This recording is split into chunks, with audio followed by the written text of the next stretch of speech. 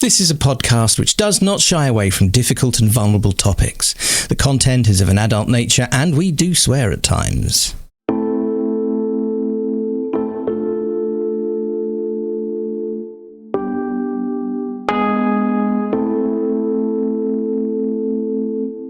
Welcome to the Autistic Licence podcast. I'm Siana and I'm in Carrickfergus in Northern Ireland. I'm Leo in London. We invite you to listen in on our conversations as we experiment with unmasking in an autistic space. We talk about what it means to discover we're autistic as adults, especially with established careers as therapists. We want people to know that autistic therapists exist and to broaden the conversation about neurodiversity. You're so welcome to join us, whoever you are and wherever in the world you are. We hope you'll find something of interest and connection here.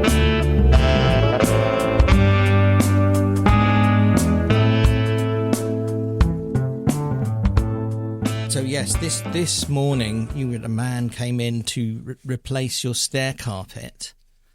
Well, yeah, was it this morning or this afternoon? Well, it was in the end, 12. I suppose it was. It was about 12:30, yeah. Yes, he did.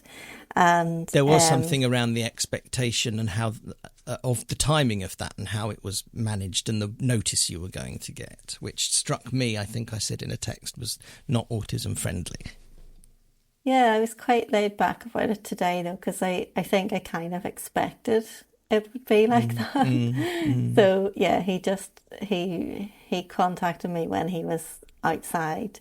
I was supposed to get half an hour's notice, which is the company's concession to carry on with your life, because we're not going to tell you when anybody's going to come, and it can be 7:30 in the morning on.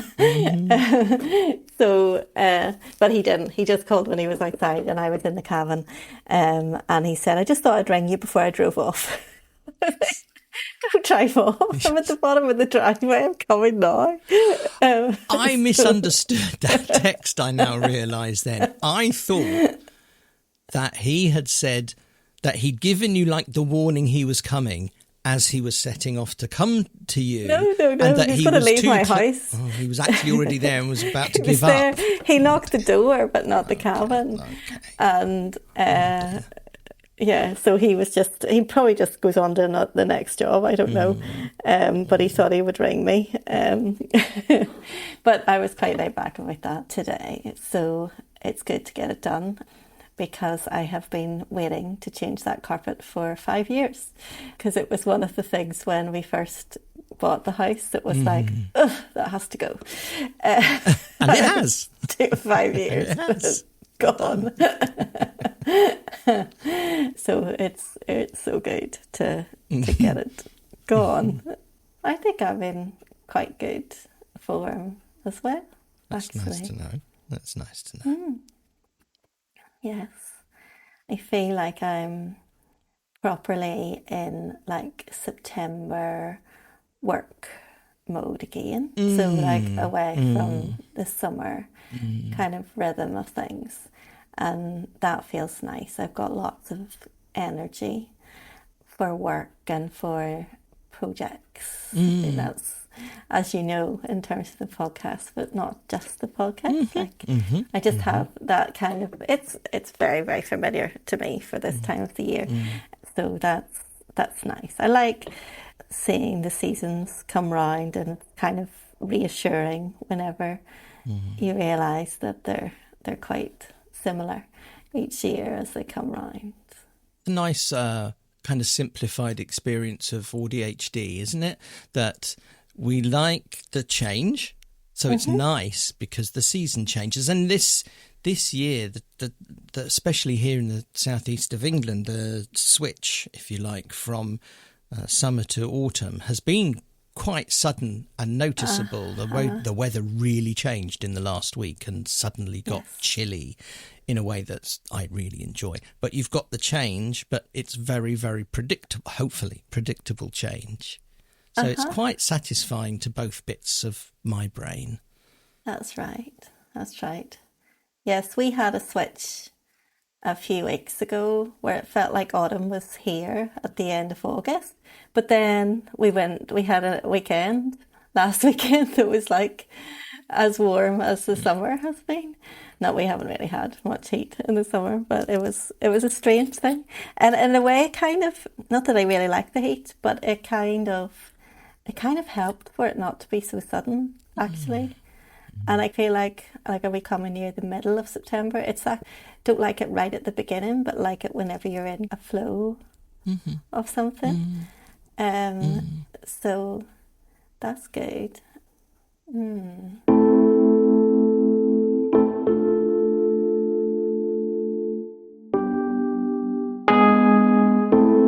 I did my first guest appearance on somebody else's podcast. You're right. That was only last night. It was the day before. Yes, night before last, UK time. Yeah. I was the guest on the Disability Empowerment Now podcast with Keith, and that was a first. Yes. I've not done that before. You were doing airport runs that evening. You weren't able to make it, so it was a solo effort on representing the podcast, and myself. I was pretty nervous in the lead up though, because it was a lot of unknowns. I didn't really know what maybe I was going to be asked. I didn't know how we'd get on, whether I would stumble, and it just so happens that he's somebody who was really good fun to spend an hour with. And this is very typical of my experience of experiences. And you know this because we've talked about this before, but if I go and see a film or I go and see a band or something like that, I'll come away with a very strong qualitative sense of what happened. It was really good, or it was very funny, or it was very boring. Yes. Okay, what was it about? I've no idea. And, the content passes me by in a way in terms of memory, at least in short-term memory. It settles later, usually. So coming away from that hour with Keith on his podcast, which was like we recorded over Zoom. So I think there's a video version of that will go out. I don't know, by the way, if it's out already at the time that this episode goes out. I don't know what the order is. We don't know when we're releasing, and I don't know when he's releasing that episode. If it's out, we'll put a link. Of course. Well, I'll put a link to his podcast anyway. Yes, absolutely. Yes, absolutely. What I remember then, I don't remember really very much at all that was said, or that I said. I can remember stuff that he said, but I just remember it was fun. And I laughed quite a lot, and he laughed quite a lot, and that was. But I don't know if that's a good thing as a spectator sport. You know what I mean? I had a nice time. I have no idea if you'll enjoy watching me have a nice time, or anybody else, or listening.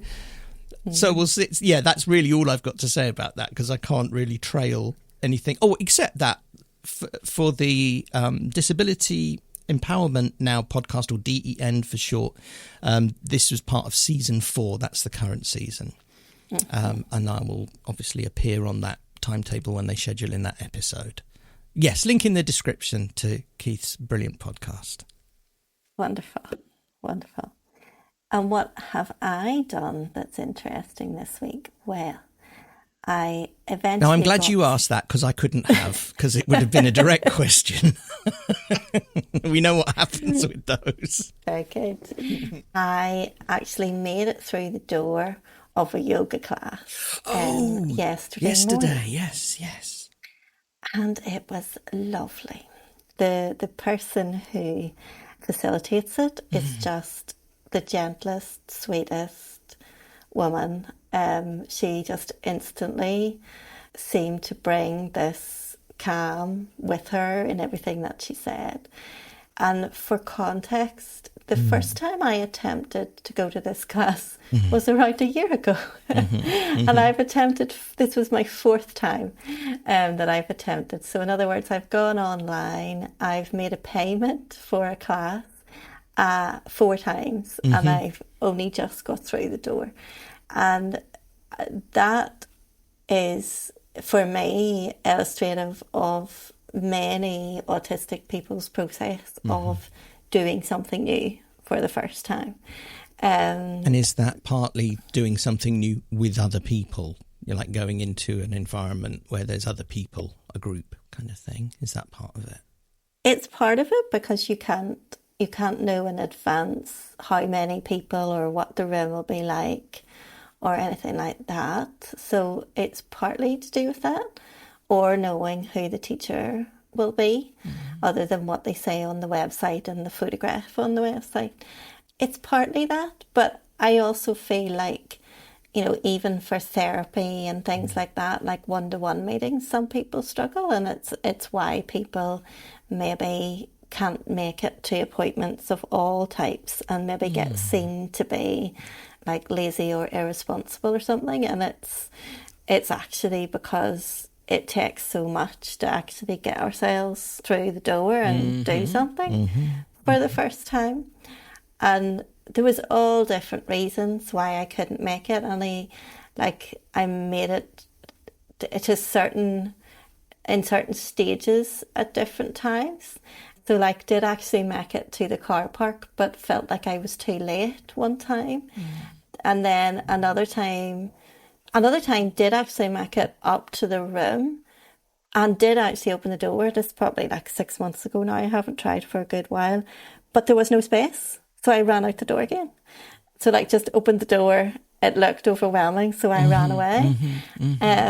Yeah, I think just mentioning that it takes a long time, even when it's something that, and like I could be critical of myself and say, I have nothing to worry about. She's lovely. It's a lovely environment. It's really good for me. That doesn't really help. It just was hard to make it happen. But I feel happy that I eventually made that happen, and that is now something that I can do as and when it happens to fit into my schedule to do it.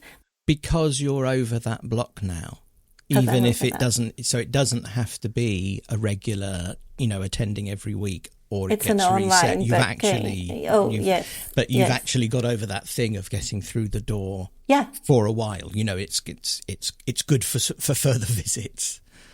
Yes. I'll not have that stress. I'll just be able to say, I don't have any, any bookings for that time, so I can go this week and then get ready and go. And I don't have an issue turning up on time or anything for something that for usual things. And I rejoined my Pilates class a couple of weeks ago. I had given up my Pilates class because I had ended up taking a couple of people on in the slot where it was. And previous to that, my Pilates class was like sacrosanct and it was always there. So that was a loss to me. But I think it's something about September, and those people have moved. One has finished, one has moved their time. So it was very possible. But something about September made me make that happen. Because I didn't do it. I could have done it maybe over the summer, but didn't have the energy. So it feels like September to me. And we started our own new season in September as well. We talked a little bit about that, I think, when we've chatted before, about why it's kind of counterintuitive, I think. At least in this hemisphere, September is autumn. You know, you go to the other hemisphere, I guess it's spring. Which is kind of traditionally, that's a, time of renewal and new starts and spring cleaning and all of that. But there is something about the turn to autumn, which also feels like a beginning time. And that, I don't know that, first of all, I don't know that means anything to anyone else. That's just how it feels to me. But also, if that is a bit of a shared experience, why is that? That's counter. I mean, the academic year also starts now as well. That's the way I see it. It's because I'm probably still in that mode with having a child at school, that everything winds down in June and then starts up again in September. Maybe that is all it is. We've all been conditioned to the new academic year at the beginning of autumn, essentially. And so that kind of sticks with you as a beginning time. And it's after having, if you have had a break over the summer, it is like what you just said there, the renewal kind of time.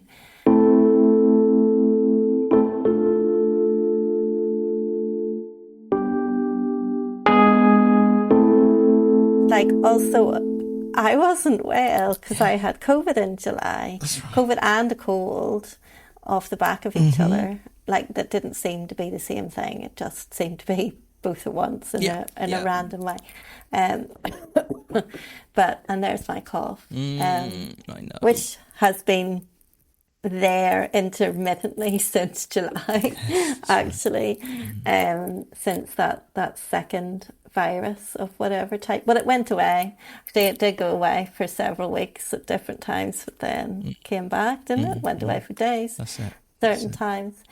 Yeah, I am interested in this cough.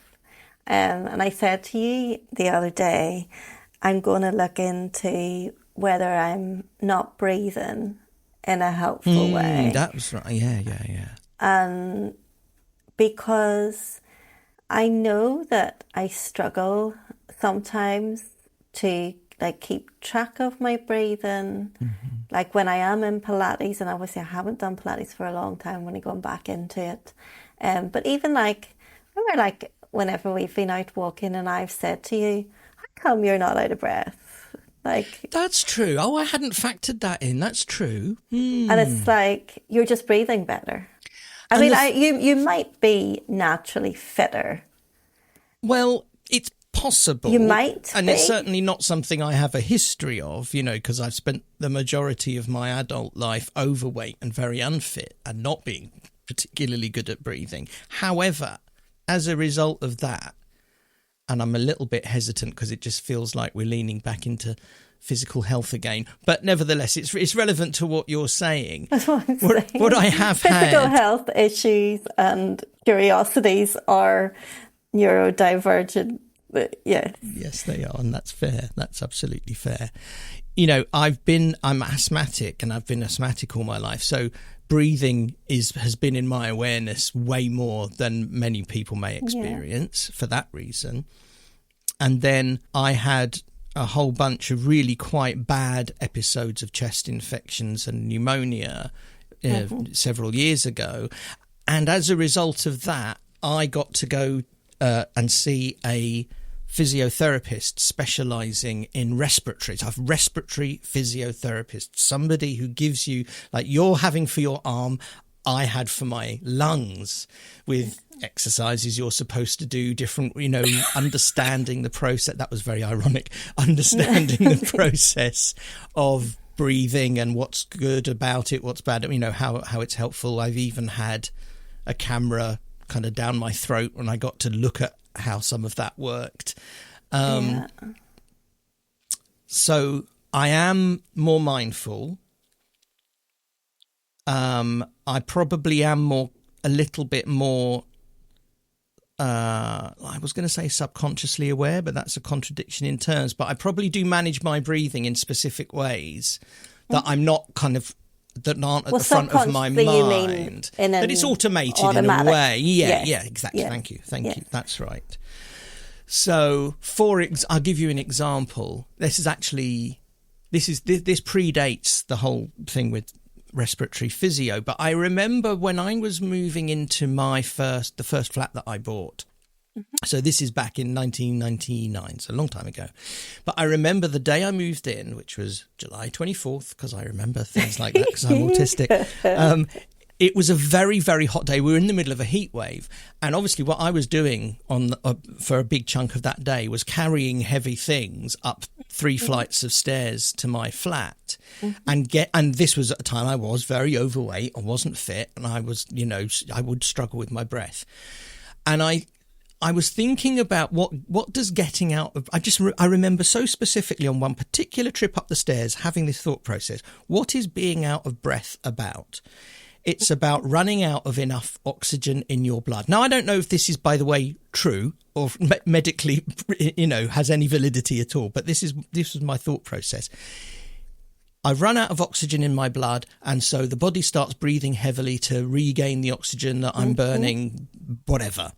So would it work to breathe lots in advance of going up the stairs? Would I get out of breath less? Now, I don't know if that's valid or not, but it did work. And that stayed with me. So if I know I'm about to exert a load of physical energy, I will start breathing deeply ahead of that, and it does seem to work. It seems like maybe I do get more oxygen in my blood and therefore it depletes more slowly, or I don't know, because this is not my field, but that's my experience. Or maybe it's simply a psychosomatic effect, and that's fine as well. But that's what I mean by, that's an example of how breathing for me does have a lot of thought behind it. Like we said in an early episode, if you're autistic, nothing just happens. Everything has some kind of process behind it that's been worked out at some point. It even comes down in my life for breathing. Now, what happened just then in that sentence, and maybe I'll loop back to it, is I almost ran out of breath before the end of the sentence. And I remember in respiratory physio, that was called speaking beyond your useful breath. Oh, God, what was the phrase? I'm going to have to look it up.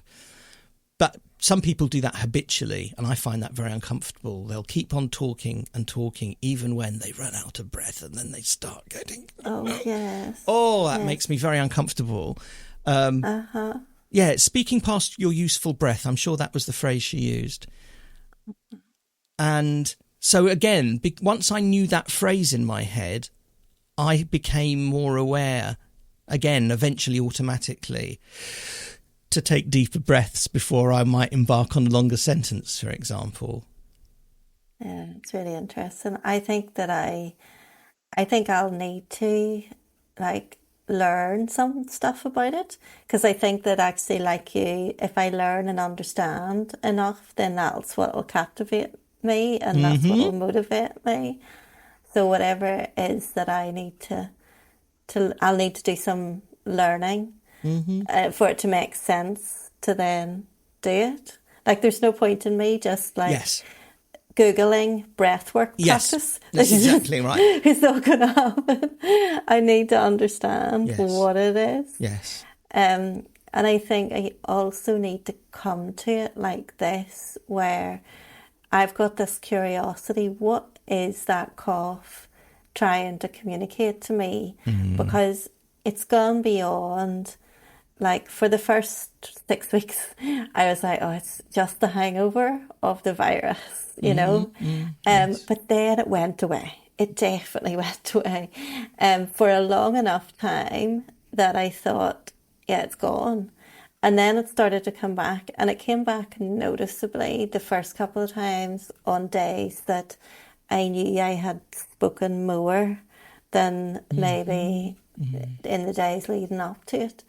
But then the other random times it was there or not there didn't seem to be just to do with days when I'd done a lot of talking.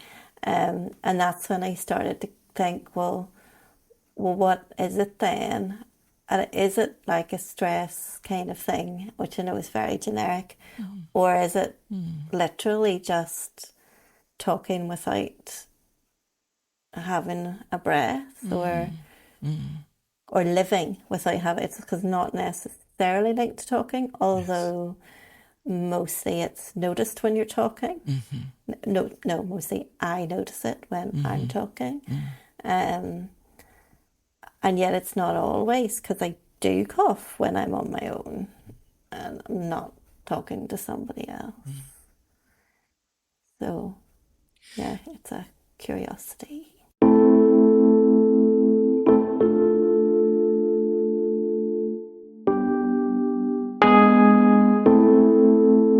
I thought that you were going to say there about special interests, and I thought that you were then going to bring in your new special interest, which is your drone. Oh, we've only got 10 minutes though. How am I going to do that? Well, just try very hard, and if there's enough interest and all of that, then we'll return to it. But that's a new special interest that's come along over the summer and has been quite exciting, enlivening. Yeah, it has. It's been very exciting, and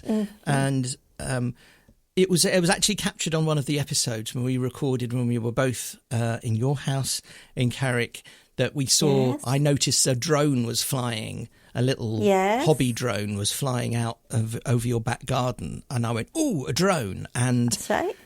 they I don't know if it was that sparked an interest or if it was already brewing, but certainly from then on, I got very interested in, from a photography point of view, drones, because right. I'm really into photography, and my big thing with photography is different perspectives. So I went through a whole phase for years of when I took photographs from taking them absolutely down at ground level, and that became a thing that I did. Yeah. And drones obviously give you the opposite of that you get to have the from above perspective. So I started watching a bunch of YouTube videos of, piloting drones. I have a little bit of that experience because I did pilot training like 20 years ago. And eventually I did buy myself a little drone, which I now have, and I've got some accessories that go with it. And when the weather allows, I make little videos, and I will happily link one or two of those in the show notes, or maybe if we do talk about it some more. But it's very exciting. It has all the ingredients that I like in a special interest. It has other people's experience, things you can watch on YouTube, tutorials, learning stuff that you can go and I've got a couple of qualifications from the Civil Aviation Authority in this country that allow me to do certain things with the drones, and that's fun for me to learn and to get a thing. Also, it's got gear. It's got things that I can assemble and into a kit and take around with me. So it satisfies a lot of the tick boxes of an exciting spin for me. And that's what's going on at the moment. It has been very frustrating. I've hardly been able to fly at all the last month because of the change of season. There you go. It harks back into the season thing. It's been wet and it's been windy, and those are things that rule out flying a small drone like the one I have. Yes. And I've just clicked as well. I think that with the stress of the things that you were going through, I think the studying for the exams and the learning might have coincided with some of that as well, that it was like a special interest that just came along at the right time. I think if you're saying, because I think what happened, I think you saw it here and but then you didn't remember seeing it here, and then you started talking about how, something about a drone, and I said, "You want one?" And you didn't realise that I would know that you wanted one. That was because something clicked with me. That was really because important. Of this comment that you said when you were here, that you couldn't even remember saying the comment. But I think that all of that coincided, like that new special interest really coincided with the uncertainty of what was going to happen of my existence with your at health. That time. Yeah. That's true. That's right. And that can be the value in something just becoming a special interest at a certain time. It's like a protective thing. And what the thing that I like about the drone is that sometimes you talk about things and I can't picture them. And I know what you're going to say. If you take a picture to try and make something real to me, but it's like close up and there's no context around it, it doesn't really do anything. It doesn't really help. But whenever you started to say, "I'll take the drone up and show you this," then somehow that perspective helps me to actually picture where the shops are. Yes. And that not to even imagine the roads, because the roads are boring. I don't need to know how you get to the places, but it's almost nicer to understand it as the crow flies. Yes. That there's something about that, and that's part of the attraction for me too. That I really it's that different perspective. But you're right, and actually, so there's a whole bunch of things there. Yes, it was a really good, enjoyable distraction from the medical investigations that I went through over the summer. And there was something about the seasons again, but I can't remember what the point I was going to make there was. But anyway, also, yes, I had forgotten that conversation in between times where you said, in fact, it wasn't just you want a drone, don't you? I think you did say that, but you also then said you're going to buy a drone, aren't you? Well, that's all, but that's a there natural, was something inherent, but there was some, but I felt some freedom and permission. Not that I need. I know, of course you don't. But I'll be in two minds often about a special interest that involves getting stuff. And if somebody else shows any kind of interest or approval, I'll kind of bite their hand off, I think, and go, yes, I can go and get one. And I think that was a big moment, actually. That was really lovely. I enjoyed that a lot. I don't know that. I think I would collapse the two together. Sometimes it you want one, you're going to get one. Yes, that's right. Yeah, no, you're right. But it also, and I don't like I don't like that thought of giving like permission, because it does sound not literally, not literally. I know. But like, you know, sometimes we need that, especially with special interests, because we can sometimes feel like it's extravagant or not practical. Yeah. So like whenever I buy a new suite for my dolls, my doll's house, it's like, actually, that's not very responsible in a lot of people's minds. And, you know, it might be like, oh, you know, do you not need to think about other things to spend money on? And I'm not wildly extravagant with it. The basics do get bought. But there can be like a voice with me and with other people that I talk to in relation to special interests that's like, really? You're going to spend that? And, you know, you're an adult? Yes, exactly. Oh, yes. So this brings, so again, you're bringing so many lovely things together that we've talked about before or that we didn't think were linked. So there is that thing about being childish, you know, indulging in something that's not properly grown up. And the ridicule the shame that we might experience, you know, as a result of that. But also the way these things tie together in how we see the world, and like really specifically and literally envision. So there's something about perspective. There's something about miniaturization I know that we both so that really with the enjoy. House. You know, that's why I am so genuinely engaged in all the stuff that you do with your dolls' houses. That I love you showing me around that stuff. Because it's intricate, it's a miniaturization of the real world, which also comes down to things like train sets and, you know, control over a world that you don't have control over in real life. You know, my spin about photography, where for the last few years I've been taking hundreds of photographs of flowers, plants, flora, basically, in very, very close up to look at the structure.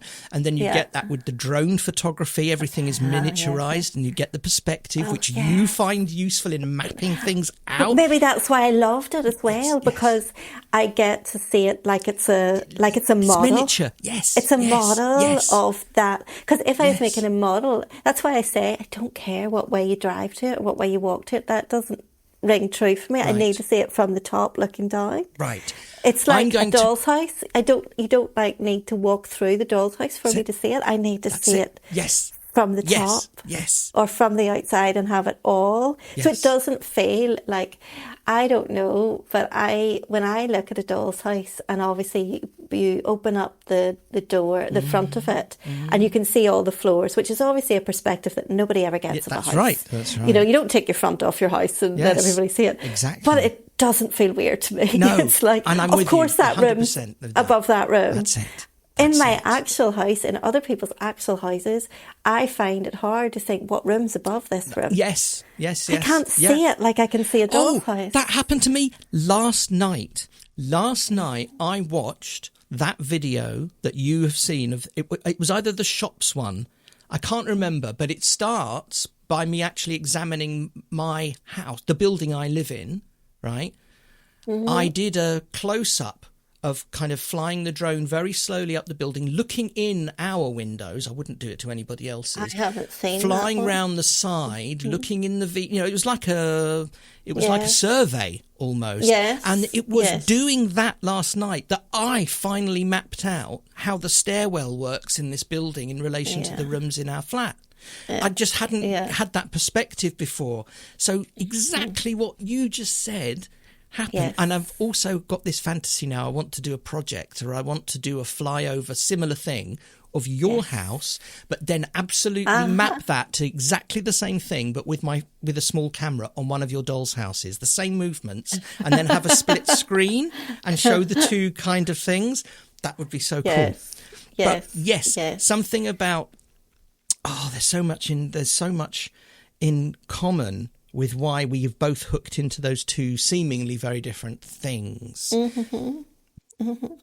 Oh yeah, I think there's a whole other episode in this, so we will. It's like that thing though that people say that autistics can't have, which is the big picture.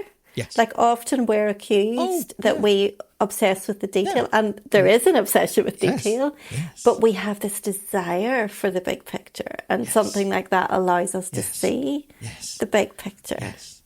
Yes. I would love this episode to be a video episode, because I just see how our energy in the last 10 minutes has really spiked up and we're both we're spinning. Really, because that's what it is. That's it. That's what it is. That's it.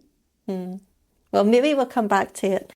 So thank you for being with us. I hope, I hope we've done something with your energy levels as well as you hear this, because it's been quite a roller coaster of the last hour, but a very enjoyable one. Isn't it interesting that we were like yawning? I was yawning. Yes, that's gone away, hasn't it now, isn't it? Then I got this surge.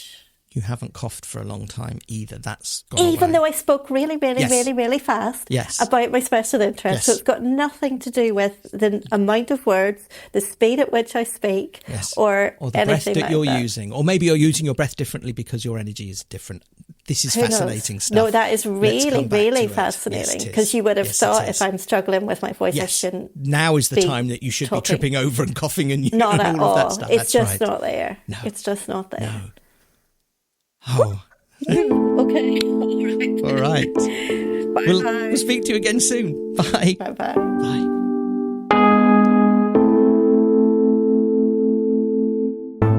Thank you for listening to the Autistic License podcast. You can connect with us via Instagram, Facebook at autisticlicense.com, or by email at autisticlicense@gmail.com. And we spell license the British way, LICENCE. We also have a thriving Facebook community. Search for Autistic License Siana and Leo, or click on the link in the show notes.